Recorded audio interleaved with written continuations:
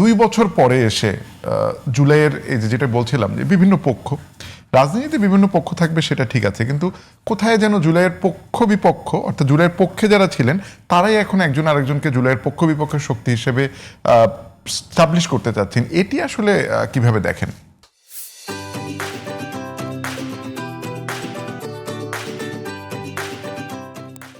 প্রশ্নটা মুনিয়া শারমিনকে দিয়ে শুরু করলে একরকম হবে, আমাকে দিয়ে শুরু করলে আরেক রকম হবে। তার কারণ কি? তার কারণ হচ্ছে মুনিয়া শারমিন একটি দলের সাথে যুক্ত আছেন। তিনি তার যে দল, সেই দলে হচ্ছে জুলাইয়ের একদম সম্মুখ সারির যোদ্ধা। তো খুব স্বাভাবিকভাবেই তিনি বা তারা জুলাইকে যেভাবে বলবেন, ধরেন এখানে আমি হই XY যেই হোক, হ্যাঁ, প্রথম কথা যদি আবার আমার যদি একটা রাজনৈতিক দল থাকে আমি তখন ওই রাজনৈতিক দলের হয়ে বলবো, কিন্তু যদি রাজনৈতিক দল যদি না থাকে তাহলে কিন্তু আমি আরেকভাবে বলবো। কেমন? এটা তো এক হবে না।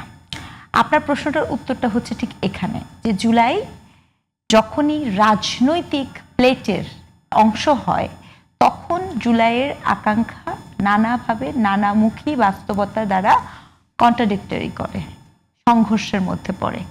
কিন্তু জুলাইকে এইটা খুব সতর্ক করার জায়গা। ঠিক যেমন আমরা দীর্ঘ সময় বলেছিলাম যে 1971 মুক্তিযুদ্ধ এটি কোনো রাজনৈতিক দলের সাথে যুক্ত না, মুক্তিযুদ্ধটাকে আপনার গণমানুষের যুদ্ধ। জুলাইও কিন্তু গণমানুষের অংশগ্রহণ, আমি সেটা মনে করি এবং স্পষ্টত মনে করি, ঠিক আছে? কিন্তু সেটি যদি কোনো রাজনৈতিক দল সেটিকে কুক্ষিগত করার চেষ্টা করে, কোনো রাজনৈতিক দল যদি এই অবস্থা, আপনি দেখবেন যে টানা এভিডেন্স বেস কথা বলতে হবে, কারণ এই অভিযোগগুলো আসলে মানুষ বলে না আমরা তো এটা বলিনি। কিন্তু এখন তো ডিজিটাল ফুটপ্রিন্টের যুগ, আপনি যদি আমার সুযোগ থাকতো আমি এখানে মনে করেন এভিডেন্স ওয়াইজ কিন্তু দেখাতে পারবো যে কারা কারা এই ধরনের কথা বলেছেন। তো যখনই এই বিষয়গুলো বলা হয়েছে তখন এই যে রাজনৈতিক আকাঙ্ক্ষা আর গণ আকাঙ্ক্ষা কিন্তু এক জিনিস না। আপনি চাইলে মৌখিকভাবে বলতে পারেন যদি কাউকে মেনশন করতে চান। মৌখিকভাবে বলার ক্ষেত্রে দেখেন, আমি আচ্ছা এমন একজনকে মেনশন করি, যেমন মনে করেন আপনার জুলাই আন্দোলনটা দাবি কখনো আপনি শুনেছেন সংসদ ভবন থেকে শুরু করে, এবং আমি অনেক জায়গায় শুনেছি যে এই আন্দোলনটা কখনো জামাত শিবির করেছে, এই বক্তব্য এসছে। এই আন্দোলন কখনো স্টুডেন্টরা সকলভাবে করেছে, এটা আসছে। এই আন্দোলন বৈষম্য বিরোধী এবং এনসিপির লোকজন করেছে, এই আন্দোলন বিএনপির ছাত্রদল করেছে, বামপন্থীরা করেছে। আপনি এরকম এরকম শুনছেন না? আই এম ভেরি সরি, আন্দোলনটা সবাই করেছিল। আমার অবস্থানটা কিন্তু এইটা, এবং দুঃখটা ওই জায়গাতে। এই অবস্থানের পাশাপাশি আমার একটা না, আমার অনেক বড় দুঃখ আছে। দুঃখটা কোথায় জানেন?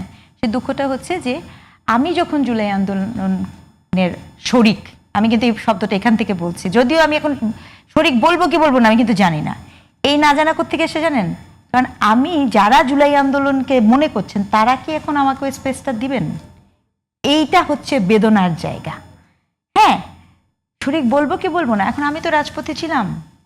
হ্যাঁ, তা এখন আমি চিন্তা করি যে এই যে রাজপথে আমার থাকা, এই থাকার পরে ওই থাকা আমাকে দেখিয়েছিল যে আমার পাশে আমার মতো, মনিরার মতো হাজার হাজার শত শত মেয়ে সেখানে ছিল, ঠিক আছে? কিন্তু জুলাইয়ের পরবর্তী সময়ের গত 2 বছরের ছবিগুলো নিয়ে আসেন, পলিটিক্যাল ছবি। ঐক্যমত্য কমিশনের দিকে তাকান, জুলাই সনদ স্বাক্ষরের দিনের দিকে তাকান, মঞ্চের দিকে তাকান।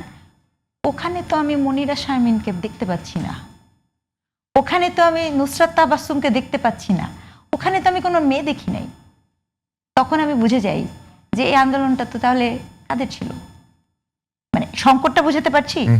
আমি বলছি যে এগুলো যখন হওয়া শুরু করছে, মানে শুধুমাত্র রাজনৈতিক না, লিঙ্গীয় রাজনীতিও এখানে কাজ করেছে, ঠিক আছে? মতাদর্শিক রাজনীতিও কাজ করেছে, উগ্রপন্থা এবং বনাম ভিত্তিক। সবচেয়ে ক্ষতিকর যে জিনিস সেটা হচ্ছে বনাম যখন চলে এসছে।